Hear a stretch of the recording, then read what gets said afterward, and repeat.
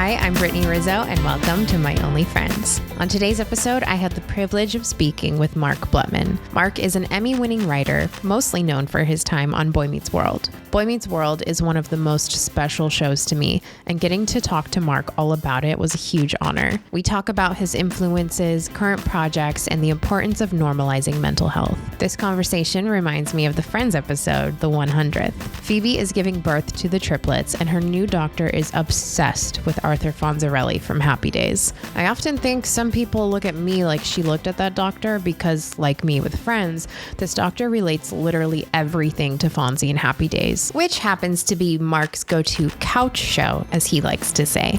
I'm so grateful for his openness and storytelling, and I hope you enjoy my conversation with Mark Blutman.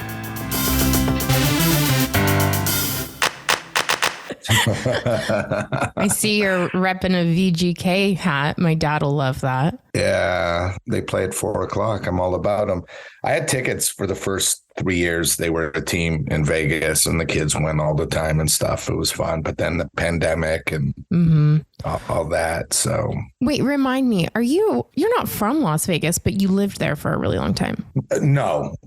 Yes and no. I have a second place here because my parents live here and my brother lives here. So you're in Vegas now? I just got back yesterday. Yeah. Nice. I was in LA for the last week and a half or so.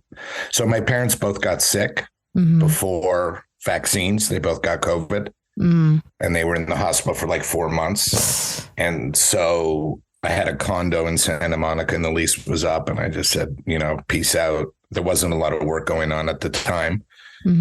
And my brother needed help with my parents. So I was here for a lot. That's very nice of you to go back. And I know that me and your dad have the same birthday. So it's coming up. Yes, it is. But you're going to be vastly different ages. Oh, I'm going to be 32. Yeah, 89. Wow. That's amazing. 89.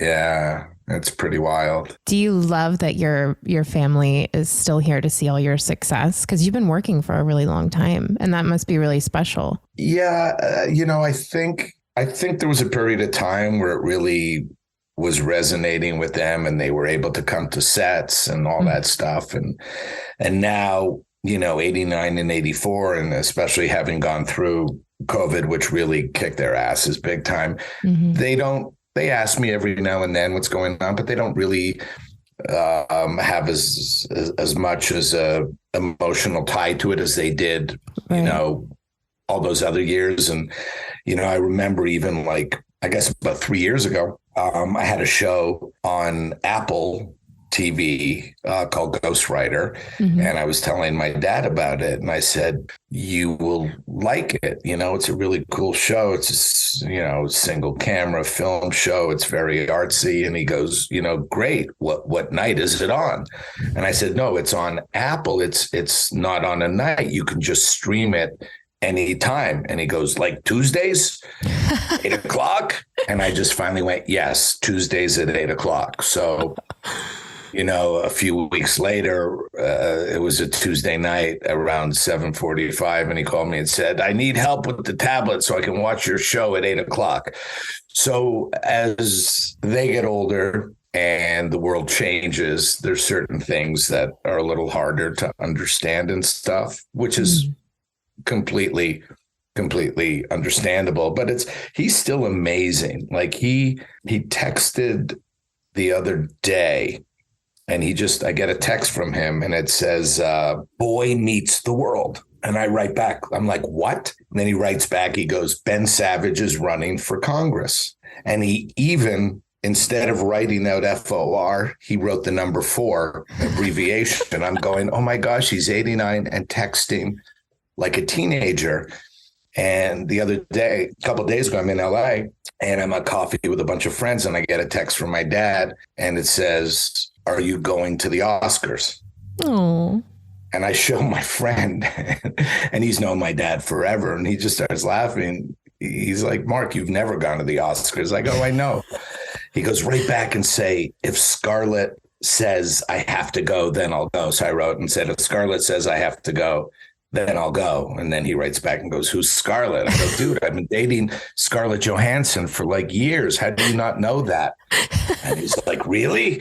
And, you feel momentarily guilty going, yeah, great. You're pranking an 89-year-old dude. But he has a good sense of humor and stuff. So that's really sweet. And you know what? I'm with your dad. I wish that it was back to like, I am probably the last person in my friend group that has cable. And I miss being excited for like TGIF and like, certain shows that would come on at certain times. Like I miss that because now I find that it's like, well, one, you just binge it and you have nothing to look forward to. And now streaming is like, instead of releasing all episodes at once, they are doing it weekly. And then you see how many people get frustrated. Like, oh, I just want more to come out right now. Yeah, it's a slippery slope. There have been shows that I have loved and was really into, and then the gap between seasons was too great, and then when it finally dropped, I had no desire. So like Ozark was a show, loved it. I mean, Ruthie was one of my favorite characters on television, and I loved that show. And then it was like 8 months, 9 months, maybe more between like this most recent season and the previous that ended. I had no desire to watch it. It's like it had left my soul, my brain. It just wasn't part of me. And it, even like Dave, I finally saw some ads for the new season of Dave. It's been too long. It's like, I don't care. Yeah. Yeah. I totally get that. And so I think everything is cyclical, and certainly the streamers realize they messed up big time, and they never really, they paid way too much attention to analytics and AI and algorithms, and less to what a conventional audience wants. And that's why so many of them are in trouble. But now, as the world continues to be a fairly dark place, people are thirsty for nostalgia. They're thirsty to go back. And even if they don't want to watch the shows that they grew up on, although a lot do, they want to do it with their kids. They want that feeling that, we used to call them couch shows. And they were called couch shows because you would sit on the couch with your family and you would watch them as a family. And that doesn't exist, but there seems to be a slow return. I know NBC's buying a lot more multicam shows now. It's also frustrating too, because, while I see a little bit of a return, the last year and a half, 2 years saw just a complete and utter lack of regard and respect for families, in that, HBO Max got rid of their family programming. Netflix stopped buying family programming. So there's definitely been a void, and certainly, they're making a lot of money, the streamers, even though they're crying poverty. What it is, part of our Writers Guild, mandate for renegotiation is we are really being taken advantage of by the streamers, and they cry poverty to us, but we know the numbers. I was at a meeting at the Palladium a couple of weeks ago, our union and board members speaking. And what they taught us was that with these giant corporations, and this is kind of boring and we'll get into stuff you want to talk about, but they can have a dip and still be hugely profitable, but that dip is a bad look for them. They have to show growth every quarter for Wall Street. So when they're crying, oh my gosh, we're dying here, no, blah, blah, blah. No, you're not. You have more money than anybody in the world. You just had a dip because you didn't take care of your audience creatively, and you also overestimated how many people have $9.99 disposable income to keep putting down to watch your stuff, especially if you keep giving them the same crap over and over again, which they do. I mean, how many superhero things, how many sci-fi things, how many I get it. Yeah. He's hospital dramas and fire dramas. And I agree. And, speaking of nostalgia, it's a perfect segue into how I came to know you. And I've talked about it a lot on this show. So before Friends, for me, was Boy Meets World. And it was before streamers. It was before I could afford cable on my own. I only had the Boy Meets World DVDs, and every single night, and God bless my roommate who shared a wall with me, I played Boy Meets World every night to fall asleep. I could not live without it. And I'd wake up in the middle of the night and I would hear the DVD menu playing, just the theme song over and over again. And then I would have to click it back on to fall back asleep. And that show is so incredibly special to me. And it stands the test of time, one. And I think, like you said, it's what people are still craving, is that family show. And it's still so relevant. The writing is still so relevant. The stories, the way you can identify with the characters. So how did Boy Meets World come into your life? To tell everybody that you wrote for the show and you also executive produced the show. Yeah, I ran the show in the middle years. Here's the truth. And I just recently, shared it on Pod Meets World. So my background is stand-up comedy. I was a stand-up comic. I came out to LA and, at like 20 years old to pursue stand-up comedy and acting. And I booked things. I was on a movie called Meatballs 3 with Patrick Dempsey. I was one of the leads of that. I was on All My Children, Hill Street Blues. I was like booking stuff, but I was never happy. Wait, let me ask you. Who were you on All My Children? Because my mom made us watch that show every single day. Well, I was supposed to be on for 6 months and I only did 2 episodes. I played Ernie Jackson and I was the assistant editor of the Pine Valley Daily Bulletin. And I was investigating when Greg and Jenny were the hot couple. Mm-hmm. And Jenny was supposedly, I think, killed in like a water ski, one of those water ski accidents. And I was investigating it. And this would have been in, I don't know, 86, 87, something like that. But, for me, I was working, I was on the road and I was hanging out at the Comedy Store. And it was around the time when every night, like people like Eddie Murphy would come in and Robin Williams and, people like Dice Clay and Sam Kinison. And, I had an act that was very popular and I would go out and sell out comedy clubs all over the States for like a period of about 6, 7, 8 years. But I was also smart enough to know that there was kind of a ceiling to my success. Like I was hanging around a lot of incredible people. And one of my best friends, who still is to this day, is Howie Mandel. And Howie was on St. Elsewhere and he was selling out, theaters all over the place. And so I'm there every day and every night. And I'm on the set of St. Elsewhere hanging out. And I'm going, like, I'm not that. Like, I'm okay. Like, I wasn't going to reach the level I wanted to where I was making a lot of money and was able to support a family and have my wife not worry if she wanted to work, great. If she didn't, great, whatever. Like, I just knew as a comic and an actor, I was limited. And I always loved writing. And so I'll take you back and I'll get to the Boy Meets World thing. At 17 years old, I was in Montreal where I lived. And every Saturday at 11:30, I would show up at my friend Steven's house because at 11:35 Saturday Night Live came on. And we would watch it. And this is the original cast back in the day: Belushi and Aykroyd and Lorraine Newman, Jane Curtin, Gilda Radner, Chevy Chase, Bill Murray. They were geniuses. Right. I watch the show now, and it's not because I'm older and I can't relate. It's just not as good. Like, these guys were I just some of the most brilliant comedy minds. And I mean brilliant comedy minds. And just look at the movie careers they all had. Right. Belushi and Chevy and Bill Murray and Jane Curtin and TV and Gilda Radner. And just so tragic. Of course, she passed away at such a young age from cancer, but she was one of the funniest people on the planet. Right. I mean, there was nobody funnier than Gilda. Anyway, we used to watch the show. And before that, I was an athlete. I was a jock. I was a hockey player because in Montreal, that's what you do. You play hockey. You're 2 years old. Parents throw you on the ice and make you get up and, learn how to skate. It's like being thrown in a pool. And I was pretty good. And I was scouted and I had scholarship offers to go to like Bowling Green and University of Vermont and all these really good hockey schools. And I ripped my knee up.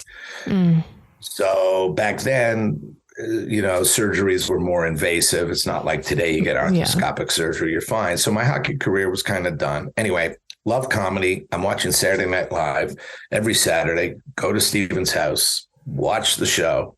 go back home at 1 a.m. and just think of ideas. Oh, a good sketch would be this. A good sketch would be that. And me and him just decided to write some sketches. We just did. Like we wrote some sketches. And then we went, let's send them in. Let's just send them in to Lorne Michaels, the creator, executive producer, Saturday Night Live. So we did. And that was it. And then we'd go to school and do our thing. Go to school, come home, watch Saturday Night Live. And one day I'm home after school and Steven calls me and he goes, dude, Lorne Michaels' office just called. No way. I'm like, what are you talking about? He goes, his assistant just called. They want us to come to New York and interview with the head writers, Franken and Davis. Al Franken and Tom Davis were the head writers of Saturday Night Live back in the day. And we're just like cracking up going. And again, nowadays, it's different because of the internet. Everybody has access. So people's freaking emails, if they're discovered, probably have 250 every morning of people like us. But back in that day, there's, this giant canyon between aspiration and reality, right? You have aspirations, but you can't get to the people, the real people, because how? Well, back then, post office, we sent some stuff. They liked them. They also had no idea we were kids, which was really funny. So when we showed up for the interview, it was just, pre-production of the fall season was starting and Franken and Davis were fixing up their offices. And I remember Franken was on the floor plugging in a lamp. I remember it so vividly. And we knocked, we walked in, he looked up and he went, you guys are kids. And we went, well, we're 17. Meanwhile, our faces are covered in horrible acne. And, we were just we were teenagers. And then his partner, Tom Davis, goes, but your resume said under comedy, Second City. We thought you worked for Second City. And I said, no, I thought under comedy, I just, like, I'm a fan of Second City. So I put Second City. So we had no resume. We never did anything. And then they looked at us and they said, well, you guys must feel really, really stupid pulling a prank like this. And I looked up and smiled and said, I don't know. How do you feel about letting us get away with it? Like you're you fell for it. Like you brought us to New York. And then they kind of laughed at that and they talked to us for a while. And we went back to Montreal and never heard from them again. A couple of our sketches and commercial parodies kind of maybe were borrowed from, there was some things that appeared on the show in, year 2 that looked familiar, but it was just, for me, it was this incredible validation that, oh my gosh, like not only am I a kick-ass funny writer, but my mind is, facile enough that I can scam an interview with Saturday Night Live. And I tell that story a lot because, it was really, it really is a lesson in that whatever your resources are, if you're hungry enough, listen, a lot of this business is luck, of course, but, the hunger, the drive, the passion can carry you a long way. And then so shortly after, a comedy club opened in Montreal called Stitches. And me and my buddy, just wrote some stuff. And then we also, well, this is part of it too. We went to a school called, and I still remember the question, Boy Meets World. I'll get to it. I'm really giving the long-winded, origin story. Hey, I have nowhere to be. Yeah, as if I'm a superhero. Here's how I got my powers. It all started. We were going to a junior college in Canada. You go to what's called a CEGEP. It's like 2 years before you go to university. And we were at a place called Vanier. And we said, hey, let's put on our own Saturday Night Live kind of show. We'll audition kids who go to the school from the theater department, anybody who wants to audition. And we went to student council and the idiots gave us an office and $5,000. Oh my gosh. So here we are. You need to write. You need to write this. It's pretty wild. So we had an office the entire year. We had an office with desks and people lined up to audition. And the show was called Vanier Live. And we found like just a really talented cast. One of them has gone on to an incredible career in Hollywood as a producer. If people want to look him up, his name is Arthur Smith. Mm. And he has Arthur Smith Company Productions, and he does Hell's Kitchen is his show, and a lot of those NBC, ninja type competition shows are his, Gladiators, whatever. Anyway, he was one of the kids in the cast, and we did Saturday Night Live. I mean, we wrote sketches, Stephen and I, and we had a band, and we sold out every night. And it was so popular that it was 180 seats max. And we had everybody. We had crew, cast, so we had a bunch of, students who were PAs. We called them in one day and we said, 180, huh? Yeah. What's the most you could fit in here? They go, well, if we rearrange the seats and move this and move that, we could probably get 280 in here. So they did all that. We got in so much trouble because we broke fire laws, but we were sold out every night, 280 people. We got an amazing review in the Montreal Gazette.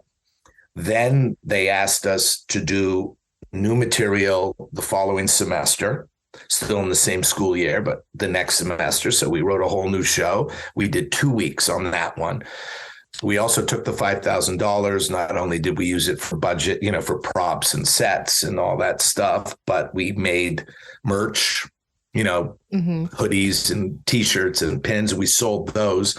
So by the end of the year, we had turned the school's investment into about $15,000. Wow. Growing up in Montreal, this is wild, Brittany. Growing up in Montreal, it's very cold. So, a lot of the people are, it's called snowbirds. Montreal and Toronto people go to Florida, during Christmas break.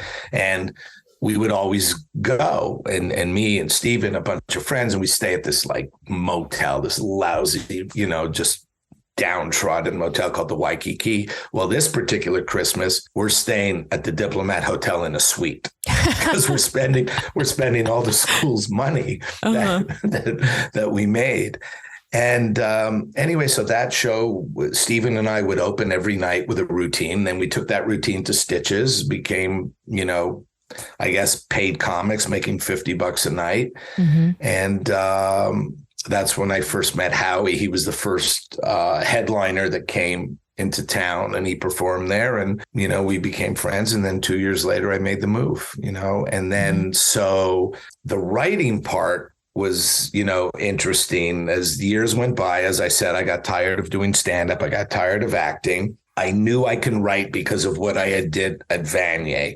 And so I just started writing, and I wrote a movie. And again, listen, people talk about, I have thousands of, young writers hitting me up all the time. How do you do it? And I always say, look, everybody's origin story is going to be different. It doesn't matter what I say. 5 years from now, you'll make it, and your story will have zero to do with what I told you. Right. It just is. It's preparation plus opportunity equals success.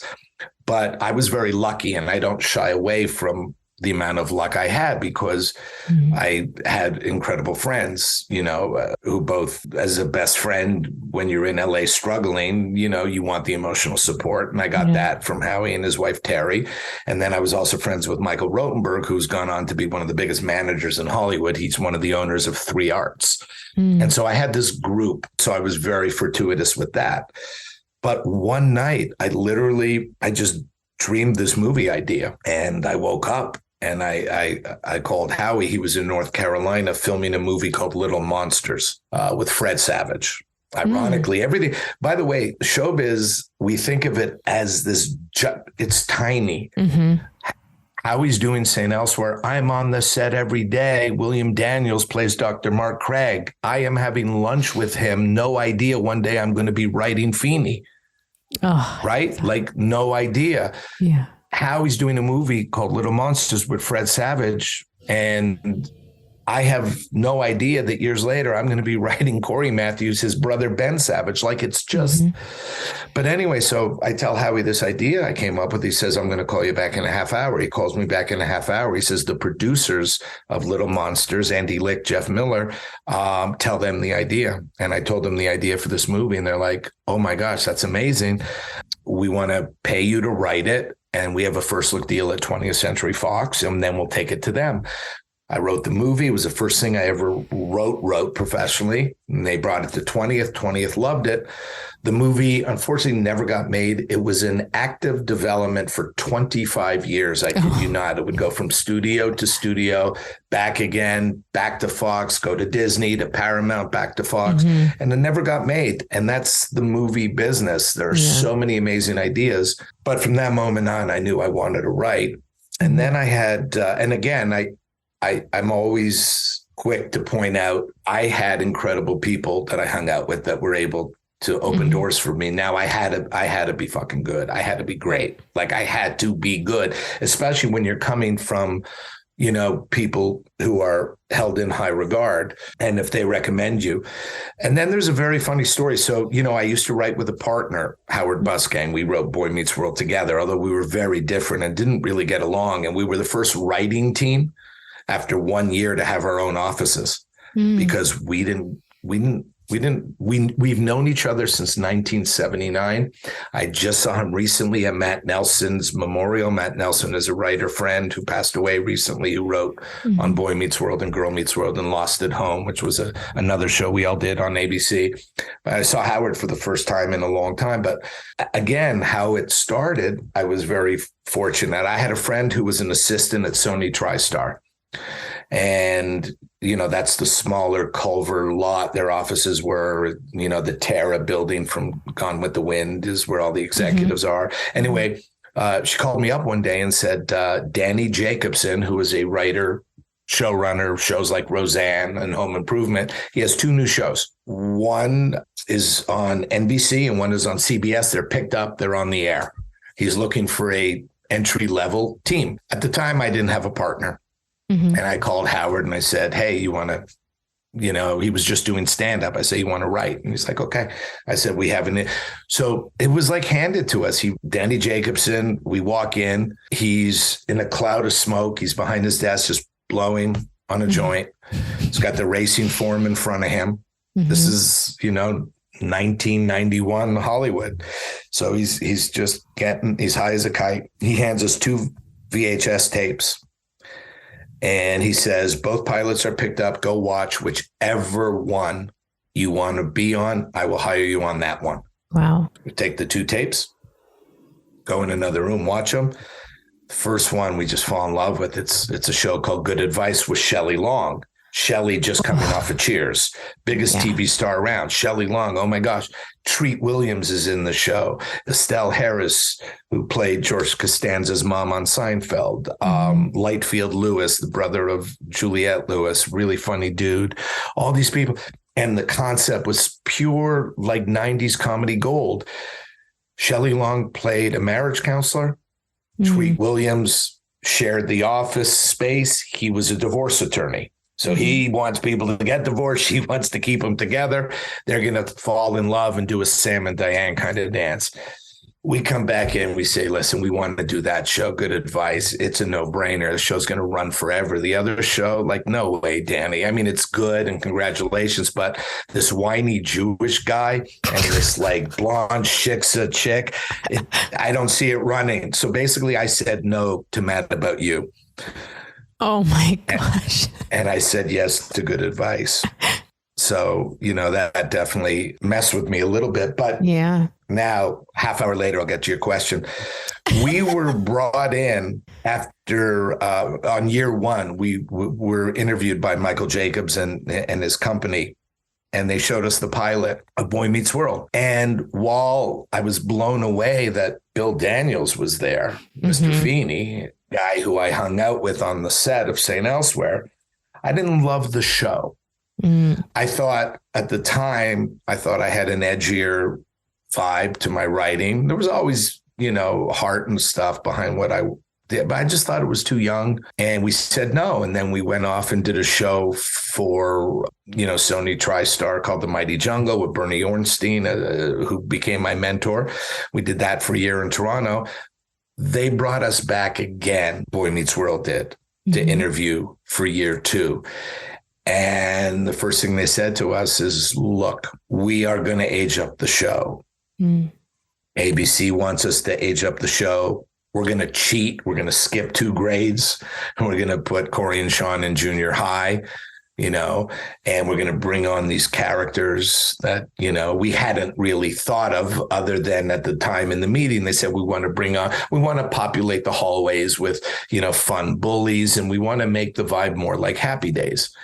Well, Happy Days was the show I grew up on. That was my couch show. That was the show that, me, my dad, and brother always watched. My mother probably sometimes, not all the time. And so everything they wanted to do, they told us they were going to get rid of Minkus, who was a huge, very, very big part of the show of year one. And people loved him, but they were going to, budget reasons, they were going to, write him out and then bring on a young hip teacher, Anthony Tyler Quinn, who played Mr. Turner. So we liked everything that they said they wanted to do. And we said we would love to be part of it. And David Kendall was co-running the show with Bob Young. And because Michael was so hot at the time, Michael Jacobs, every year he had 2 or 3 pilots. So he wasn't always there. I love David Kendall, love Bob Young. And for Howard and I, in year one, our first year on Boy Meets World, now keep in mind, they made some changes on the staff, but the core staff was still there from year one. Jeff Sherman, Jeff Manel, Susan Jansen. We're the new guys. We wrote 5 episodes. It's amazing. 5 of which is unheard of, like 5 episodes. And we were really, it's funny on Pod Meets World, they ask this question, a lot of writers they have on, they're like, did you identify with one of the characters more? Were you responsible for more of so-and-so? And the way it really works, to pull the curtain off, I mean, if you're good, you're going to write for everybody, which we did, but we changed the tone of the show in that we were directly responsible for all the Corey Sean schemes, turning Feeney's house into a bed and breakfast, walking around with empty guitar cases to attract girls, Band on the Run, starting a pirate radio station. A lot of those Corey and Sean scheme goes awry were all of us. So I started to say that, and Ryder goes, "Oh my gosh, I knew you were going to say, we always thought that was you, that you were the guy." So it was amazing. Like that first year on Boy Meets World, like we'd be hard pressed to find another writer that was as blessed as I was to just come in there, walk through the door, and 5 of the 24 episodes in year one. And then we wrote 5 the next year. And then we rose from executive story editors to showrunners in like 2.5, 3 years. Incredible. It was amazing. Incredible. Yeah. You wrote one of my favorite lines. They want you to take the roles. One of my favorite. It's one of my favorite. They want you to take the roles. That was in breaking up is really, really, really, really, really hard to do. I say it every time they bring bread to the table at a restaurant. Every single time, it's all I think about. Or I notice like when Corey's always like, "You do," when he does that when he was younger. Or to bring it to your comfort show. Because what's interesting, after you told me that your comfort show is Happy Days, I see so much of that now when I watch those episodes of Boy Meets World. Yeah. And especially like, in Happy Days, they had Arnold's and then they had Chubby's in Boy Meets World. Was there like a place like that you had growing up that you would go to? In Montreal, there was a hamburger place called Harvey's. We would go hang out there. But, I didn't have a typical teen upbringing in that I was playing sports at a high level. So while I was doing that, that was my life. I didn't really go out. I'm, playing hockey all the time in my free time. And then when I got hurt and kind of stopped playing at 19 years old, I'm performing at comedy clubs. So there wasn't really the window of the hanging out, but there was a place. Oh, and then in Montreal, we had a place called the Orange Tulip, which is a giant orange, like you see it from miles away. Yeah. And then, there's, obviously on the ground floor, there's a kitchen and, counters and all that, and burgers, fries, and hot dogs. And once you got your license at 16, it was drive-through, curbside, not drive-through, curbside. So you would just park and then go up, get your food, sit in the car. So that was a big hangout for me. But I loved the vibe of, places like Chubby's and Arnold's, and I think hangouts that are safe and comfortable for kids are kind of cool, and I still write them. What's so funny is that you use the word safe, as I literally wrote down, like, in preparation for this. Like, I watch Boy Meets World all the time, and I have this horrible habit of watching an entire series, and then the last 2 episodes of the series I won't watch, and then I'll just start it over again because I'm like, no, you don't want it to end. Yeah. No way. And actually, it was so funny. I was leaving 24-Hour Fitness one day, and I had just finished Boy Meets World, and I heard Ryder's voice coming up the escalator, and I stopped dead in my tracks, and I just looked at him, and I was like, I'm so sorry. I just finished Boy Meets World. And he was like, and you feel like all your friends are gone now? And I was like, yeah. And he was so nice about it. Yeah. But one thing I wrote down was like, when Boy Meets World is on, I feel so safe. Like, there's nothing bad that can happen to me if Boy Meets World is on. There's just, it's impossible. And I love that you said that it feels, and not safe in the sense of like, it just is that big giant comfort blanket that like lets you know like everything is okay. And like, it's that light in this really dark, weird world. And yet we were still allowed to tell dangerous stories. To positive message kids out there. I always talk about this particular episode because nobody was doing this in the 90s, on primetime family sitcoms. I always talk about Dangerous Secret, which was the episode where Corey shows up at Sean's trailer, knocks on the door, opens it up. Sean comes to the door, tries to get rid of him. And in the doorway behind, coming out of the shower, wrapped in a towel, is this girl. And Corey's like, all right, Sean, my man, why didn't you tell me? All right.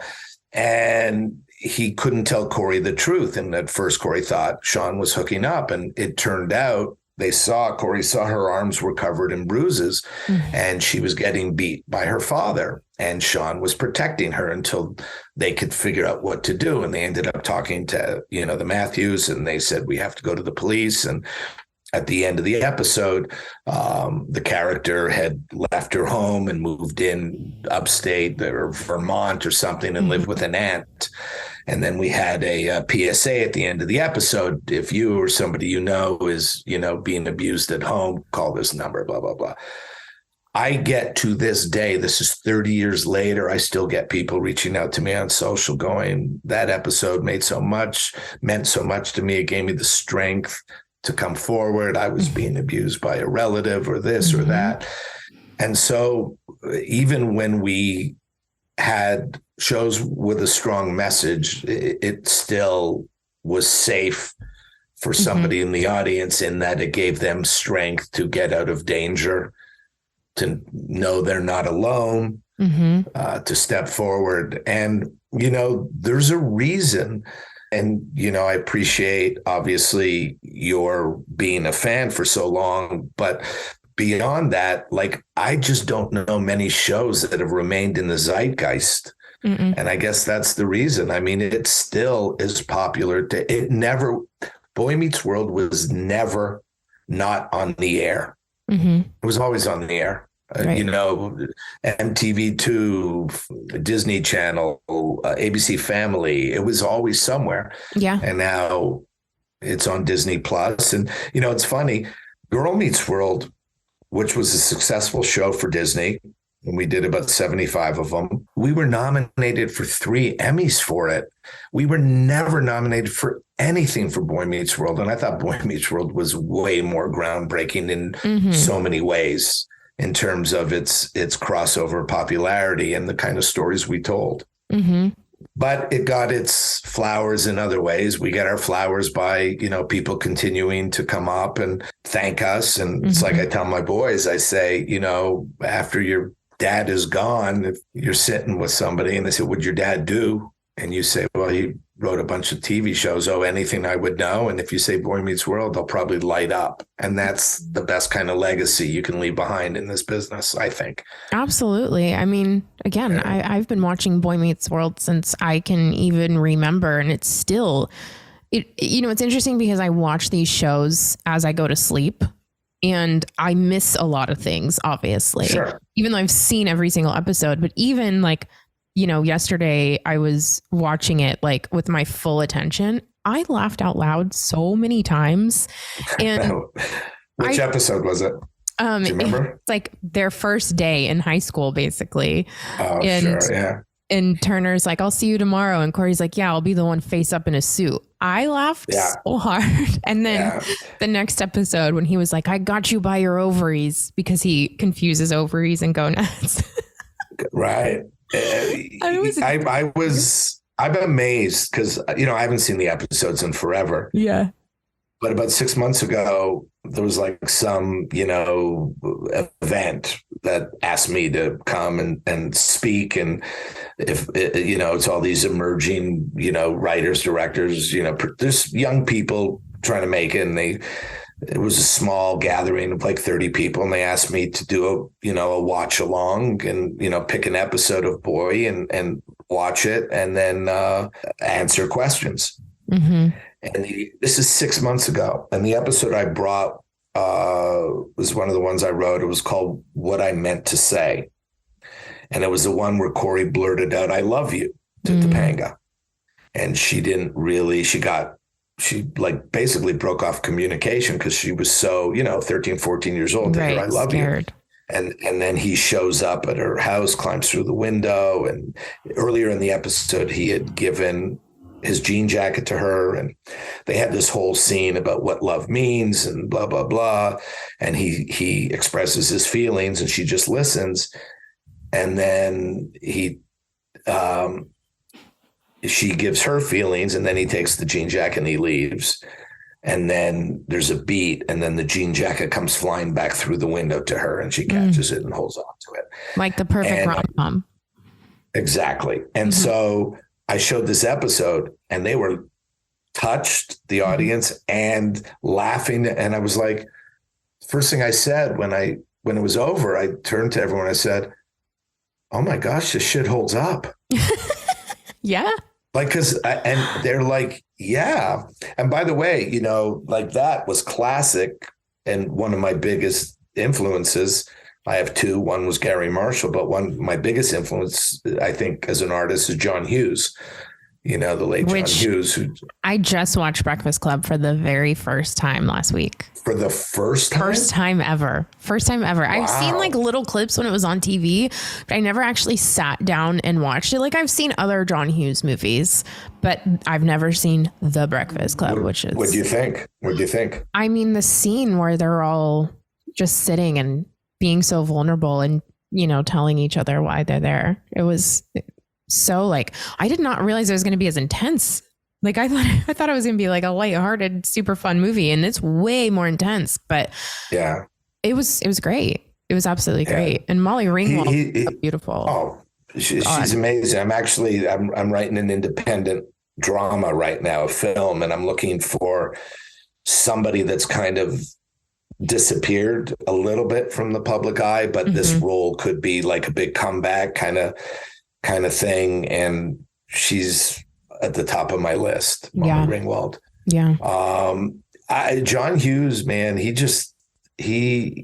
knew how to tell coming of age better than most. But funny, from Breakfast Club, we had the guy who played the principal in Breakfast Club, Paul Gleason. If you mess with the bull, you get the horns. So he since passed away, but he played the dean of the college, and he was going, battling with Eric Matthews. Because Eric thought he would suss out the same kind of relationship he had with Feeney. So he showed up at his house, brought him a baklava or baba rum cake. I don't remember what it was, but anyway. But Paul Gleason, I remember this, and he liked to hit the whiskey. No. So I had to send him home one day because he was around the kids kind of. little out of it. But I love finding those kind of characters that did things, appeared in things I loved and try and bring them onto Boy. We brought with Tom Bosley and Anson Williams from Happy Days onto an episode of Boy. Now, I don't know if you remember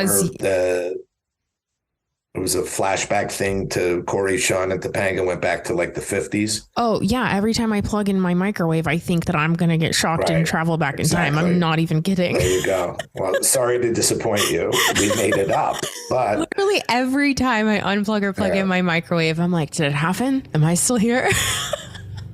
I love those episodes. We had Pat Morita on an episode. From Karate Kid and all that. Yeah, and the Monkees, which the Monkees a lot. Yeah. Oh gosh, So like, when you say Happy Days, like you grew up watching Happy Days with your family, like so did I, which is, obviously there's a time gap there, but I would have night terrors. So I'd wake up and my dad would watch Nick at Night with me. And so it was just in everything I was raised on. And the theme song for Happy Days was like, I thought it was so just like, wow, this is the coolest thing in the world. And then it's funny because to this day, we call my Pop-Pop the Fonz because he looks just like him and always has. And so we have similar. We call my dad's name is Aaron. We call him Ralph from Ralph Mouth. Yeah. That's so to this day, like he's in my phone as Ralphie Boy. Like that's name has stuck for 40 plus years. Yeah. So same. That was it. So we watched that Tuesday nights, 8:00, then into Laverne and Shirley, which was also part of. And I believe, if it's a bit of arrogance, then I have it. If it's a bit of ego, then I have it. These executives are wrong. They believe kids today don't want that. Yes, they do. I had a meeting with somebody and at this point, I've been doing this long enough. Like, I don't care, right? I can say, I'll never be disrespectful. Right. I'll never tell somebody they're an idiot, but where a young writer has to go, yes, sir. Yes, ma'am. I'll say stuff. And I was pitching a show. And the exec said to me, the exec must have been 28, 29 years old. They said, our data shows that this audience, they're just going to YouTube and they're going to Twitch and they're going to TikTok. That's where they're going. And I paused and went, hey, give them a reason not to. Boom. Yeah. They don't live in the reality. I have a show actually with Danielle Fishel. She's attached to direct and she's my producing partner on it. It's really cool. Very boy meets world, girl meets world-esque. Actually, the best way to describe it, because you just saw Breakfast Club, it's a show called I'm With Her. So picture Anthony Michael Hall and Molly Ringwald as friends in a show. So the two opposites that are thrown together in the pilot. And she has a very popular 3-minute streaming show on YouTube with no substance. So she's got a platform with no substance. He's got a great point of view, great mind, great social awareness, no platform. So he ends up being in, classic Cyrano fashion. He ends up being the voice behind her show, which takes off. And he does it for popularity. And then of course, along the way learns what popularity really means. It's not what you think. Anyway, have that with Danielle. And one of the things that we say in the pitch is to the execs, regardless of what you think, regardless of what your AI spit out in terms of analytics, coming of age was a thing, is a thing, will always be a thing. Don't deprive this generation of young kids from watching it. And I get hit up by parents all the time going, I wish there was a grounded show where our kids, you know, can relate to the characters, and it's not, just a young 13-year-old girl who can, touch something and it turns to ice or whatever her superpower is. Right. And so the execs are missing out, but it'll bounce back again. Everything pendulum swing, that's showbiz, right? It's a giant pendulum. And if it swings one way, it ultimately swings back. Yeah. And, I think it will swing back because, and even though like TikTok, people are watching TikTok like it's TV now, there's so many clips of Boy Meets World and Friends and all these old shows that make their way onto there that I hope do introduce the younger generation into those shows, because those shows really molded me as a person. Yeah. And it's nice to hear. And certainly you're not alone, because we hear all the time from kids, parents of all ages. Like I've just never seen something so timeless. Yeah. And I know you're a Friends fan. Friends is like that too. There's a lot of people that use Friends as their sedative or their, emotional support. It's so funny because I watch it when I fall asleep, and on HBO Max, it doesn't have like, are you still watching? It just keeps running. And hand to God, I woke up this morning, it was still playing, and it was, I don't know if you've seen it. It was the 100th episode where Phoebe has the babies, and her doctor is obsessed with Happy Days. And like, I don't remember that exactly. Oh my gosh. But I was like, wow, the synchronicity of this, like I'm literally about to talk to you about TV shows and, Happy Days and our go-tos, and it's Friends and Happy Days on. Yeah, but it's like, that's wild. In these, shows like Happy Days have influenced so many or have been a part of so many things. Was there a certain character growing up when you were coming of age that you really saw yourself in? Oh gosh. I don't know. I know you asked me this. Did I answer it? You know what? You did. You said Terms of Endearment, and that's another one I watched for the very first time. I had never seen it. And Okay, so this is gonna, okay. All right.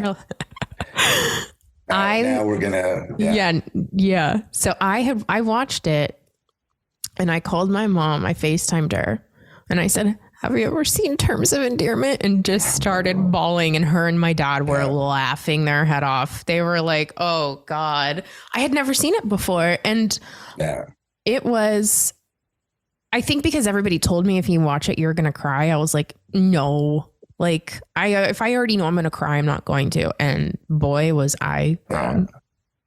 Yeah. So the older son in there, and his attitude with his mom and his struggles with his mom are very much, my relationship with my mom. And so he couldn't bring himself to show any feeling, to this day. So my mom and I, we're close. I love her, but I don't like her. And there's a lot of stuff, and I've been in therapy for 30 years dealing with it. And so that particular scene, Deborah Winger is like telling the kid, I know you love me. You don't say it, but I know you do, all that. And he's just sitting there, arms. I mean, this to this day, when my mom hugs me, I tense up. I just do. But the only thing that bothers me in my behavior is I know the reasons that she's the way she is.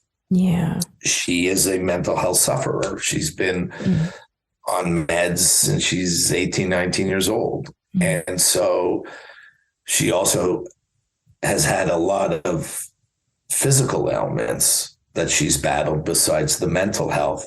And so a lot of her behavior that I witnessed growing up At the time, I didn't know. Nobody sat me down at 12 and said, well, here's why your mom flirts with men all the time. Here's why, because she's looking to feel good about herself. She's looking for, acceptance in different places. She was always very vain, wore a lot of makeup and all that. She was a Jewish American princess. I'm Jewish. Ask me how many Jewish girls I dated in my life. None. 0. Yeah. None. And so,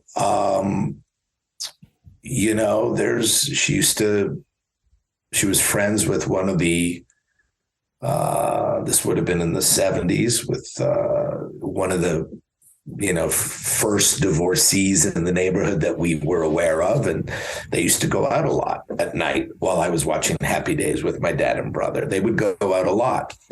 And, I remember I was like 17 years old, and I was my first year at that school, Vanier, CJEP, after high school. You don't need a kid coming up to you and going, hey, I ran into your mom last night at Sir Winston Churchill's pub. You just don't want that. Right. And so, there was a lot of stuff between us that's never not there. She was always, I did get my sense of humor from her. She was a very funny woman.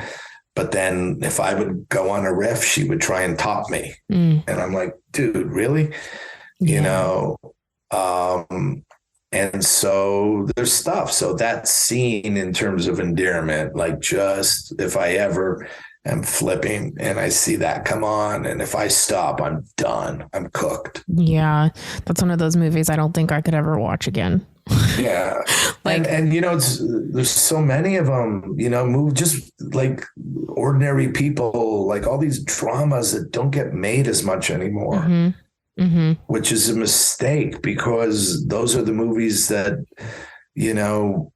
I just think shed a real accurate light on family dynamics, mental health, all that. I mean, now there's obviously, we're not ignoring mental health anymore in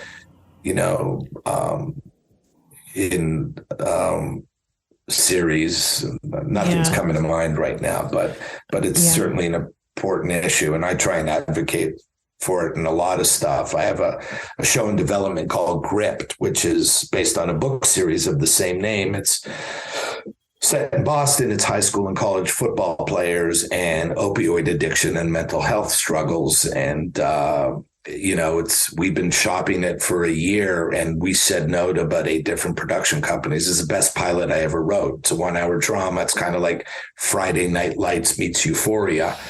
And I finally found a company about 2 weeks ago, and we made a deal. I just signed it last week. Because they get it. They get it that it's more than a show. When I talk to them about it, I go, it's not just a show to entertain, it's a show to result in call to action. And what I mean by that is, after somebody has watched the show, I want them to, get involved in, the cause, and whether it's recovery, whether it's mental health advocacy, whatever it is.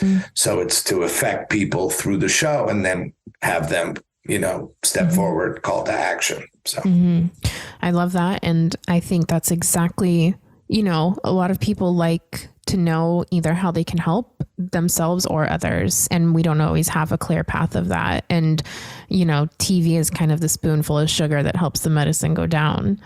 And I know that you had said, like, you've been in therapy for 30 years, and that anxiety is something that you deal with. So what does anxiety look like for you? Because, like, for me, when I have anxiety, I feel blacked out almost. Like, if I'm in public and I'm having an anxiety attack, I'm blacked out, and someone would think like I look like a deer in headlights. And some people would think I'm totally fine because I could mask it. And other people would be like, are you okay? Are you about to pass out? And it comes out of nowhere. It comes at night for me mostly. It comes, when I'm in a big group of people. And so what is What is the root of your anxieties? Have you learned? So, yeah, I have two. Mm-hmm. And fortunately for me, it never gets to the point of, fainting, Mm-hmm. blackout, heart going way too fast. I certainly get amped and I start losing control. Mm-hmm. And that's, so the first one is directly related to my mother's stuff. Mm-hmm. And I understand it. I can't control it always. And that is, so she would go out with her friends. She was out a lot, flirting, doing whatever. Mm-hmm. Did she fuck around with my dad? I don't know. Maybe not. I don't know. But she was out a lot. I could not fall asleep until I heard the car door slam. I would hear the car door slam. By the time she made it up the stairs, I was asleep. That sound was my trigger. So I would have anxiety. I couldn't sleep till the car door. A lot of my anxiety to this day is when somebody's not home. So me too. Yeah. So my younger son, Luke, 22 years old, amazing kid. He's phenomenal. Doesn't drink, doesn't smoke, doesn't do it. He's home most of the time. When he's out late, especially in Las Vegas, I can't sleep. I'm texting him, just let me know when you're home. Let me know when you're home. And I get anxiety when somebody is not, because, I am of the belief that nothing good happens after midnight. Well, yeah, I believe it because it's true and I've lived it. So yeah. And so, it would be similar in relationships. Yeah. If a girl that I liked, it was like, hey, I'm going to go out with my friends tonight. If they were still out at 1, 2 in the morning, I didn't know where they were. I got anxious, really bad. And then that's the bad one. And again, that's all related to my mother. It's not being in control of the whereabouts of, and it's not a trust thing. It's not. Is it more like you think something bad's going to happen to them if they're out? Yeah. I get it because speaking of Vegas Golden Knights, my parents go all the time. And whenever they're on the strip and they go to a game, I'll have to be up early in the morning. I cannot go to bed until I know that they are home from the strip. And it got really bad after October 1. And I am the exact same way. If my mom goes out, I'm like, are you home yet? What are you still like? Right. I totally relate to that. My mom would go to a tanning bed like in the early 90s and I'd call the tanning salon and be like, is there 20 minutes of yet? Yeah. So it was never a trust issue. It's just, inside the walls of my house is safety. Yes. And then the other one is, not as bad. I'll just get anxious waiting for something, whether it's a job, waiting. I also find the business has changed a lot, that the characters, people used to make fun of old producers. Like when I say old, not by age, but I mean old school guys like Robert Evans, who ran Paramount and produced things like The Godfather, Chinatown. And, and certainly there, horrible people like Harvey Weinstein, there's a bunch of horrible people, but I find nowadays there's a different villain in Hollywood, and that is just the person that doesn't give a shit and their word means nothing. Yeah. And I find there, so many people I deal with now, business affairs, even if it's coming from a place, a reputable studio, you'll have your money Tuesday at 4. And it's Friday at 5 p.m. and I'm still not paid. And, it's funny, like their word means nothing.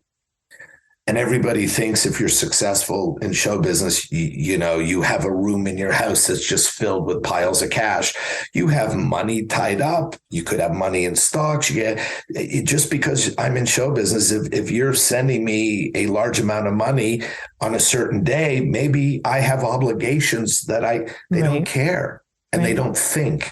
And so I never experienced that before. It goes on now. Yeah. And so I just think there's a whole ilk of people in our business, and it's not the people my age. It's a new generation of people that just, but that's how they are in the streets.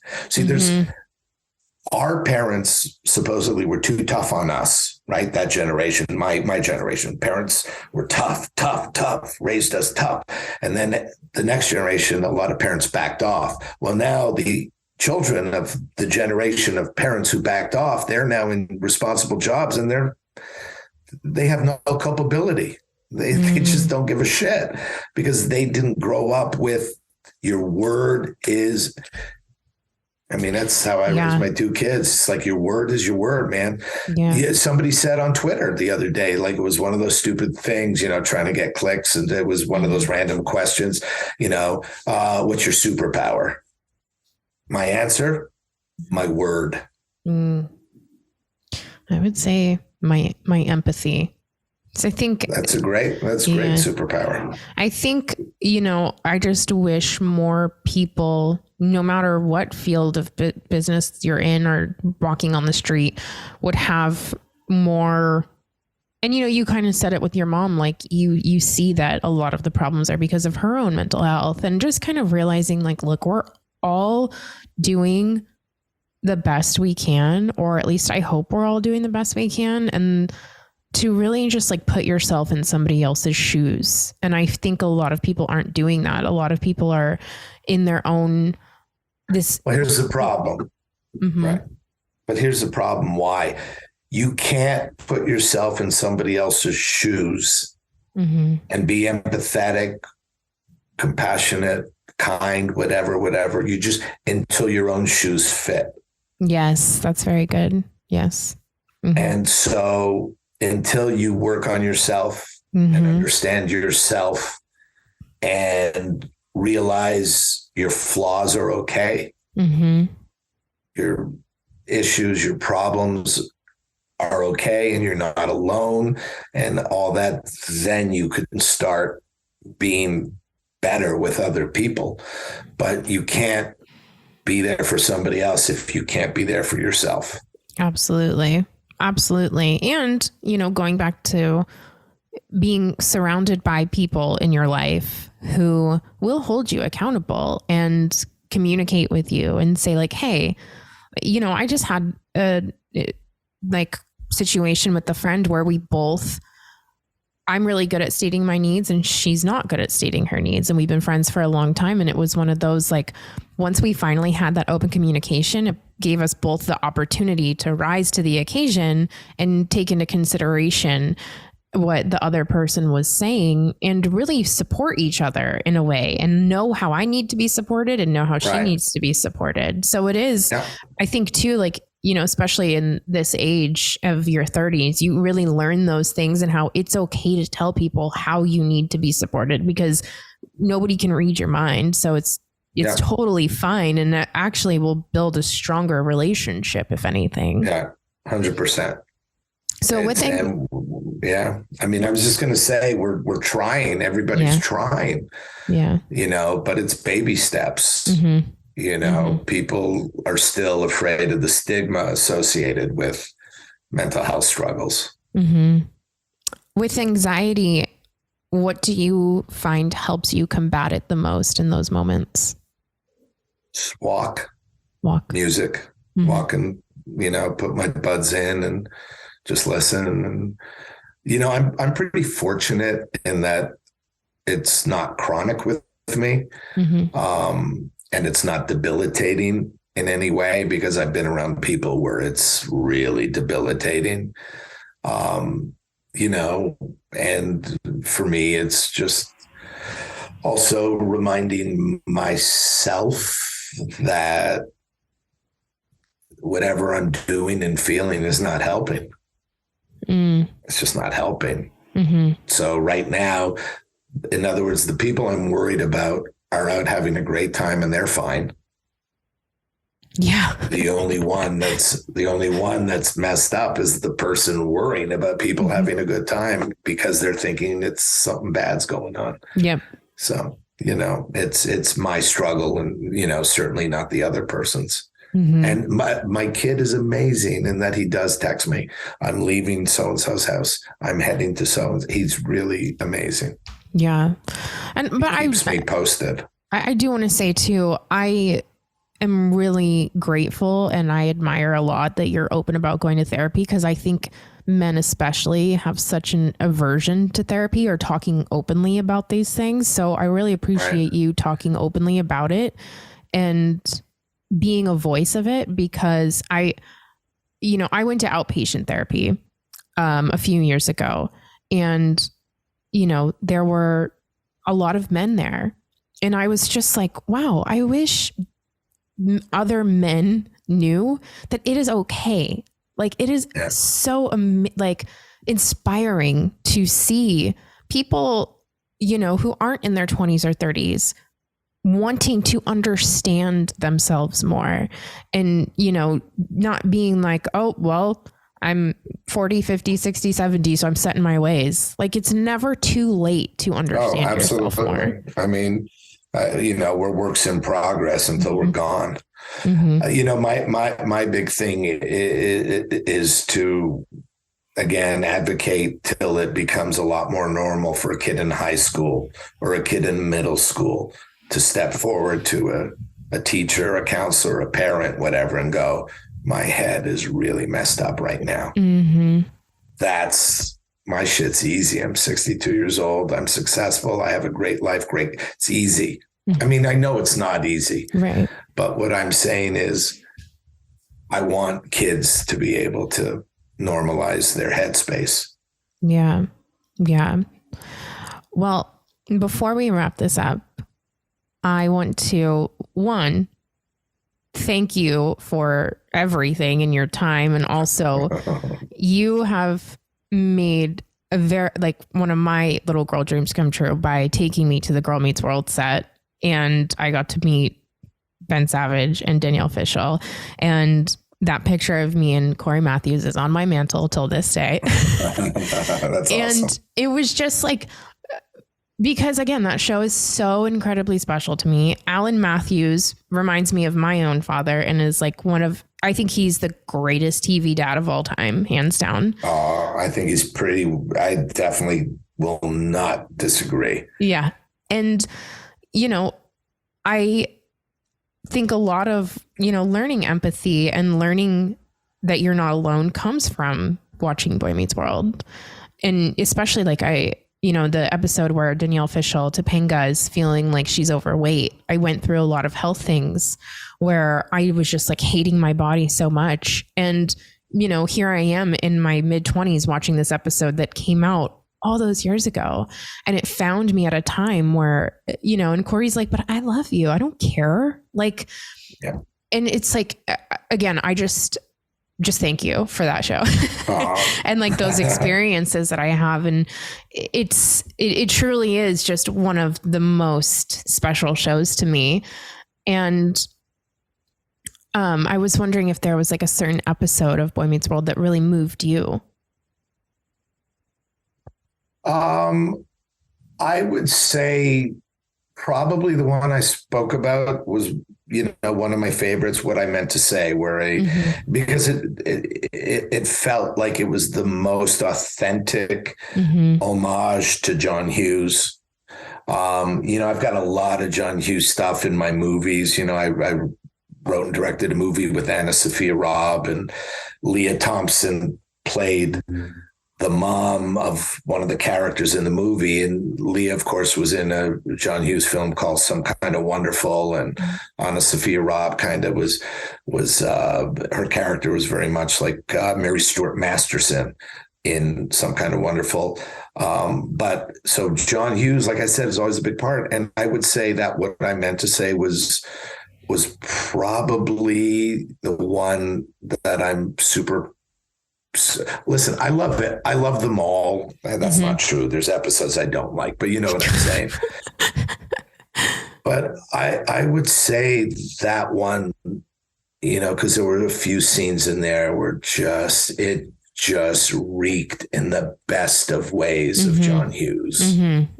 So if anybody's listening and they want to go check it out, it's on Disney Plus, and the episode was called What I Meant to Say. Young kid says, I love you. And these two kids don't really know what it means, and they come to discover it.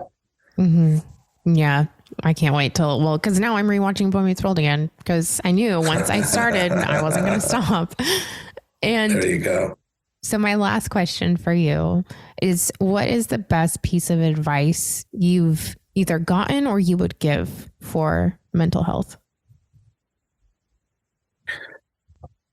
Talk to somebody. I mean, it's that simple. It's that simple. It's okay to not be okay. Just, you got to talk to somebody. Like, it's that simple. 3 words, talk to somebody. I mean, I can't go beyond that. That's the starting point. Yeah. And then becomes a long journey into self-discovery and self-esteem and self-love and believing in yourself. But it just can't happen without those 3 words of talk to somebody. Especially because once you talk to somebody, you realize you are not alone. Everyone is having these thoughts. Like, there's so many times where I will be having the darkest, weirdest thoughts, and I'll say them to somebody out loud, and they're like, oh my God, me too. And I'm like, okay, I thought this was all just happening to me in this world. We all have stuff.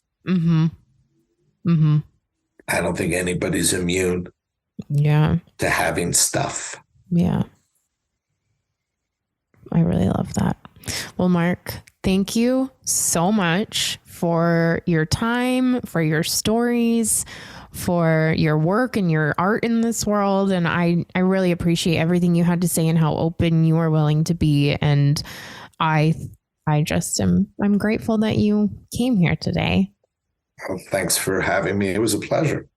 Thank you. And tell people where they could find you. Well, right now I'm in an office, but I can't tell them. Well, I know you're on social media. You're a big social media guy. I know what you meant. So on Twitter, I'm at Blutman Mark. And on Instagram, just to keep people on their toes, I'm at Mark Blutman. So clever. And I'm pretty active and very open and very reachable. So if anybody has any questions, HMU. That took me a second. I was like, HMU, High School Musical? Or hit me up anytime. Yeah. Oh, I almost wore my sweatshirt today too, but I was so hot that I was like, the one that I just came from the gym. That's right. All right. World, well, that's it. All right. Thank you so much. And I will talk to you very soon. All right. Thanks. Bye. Bye.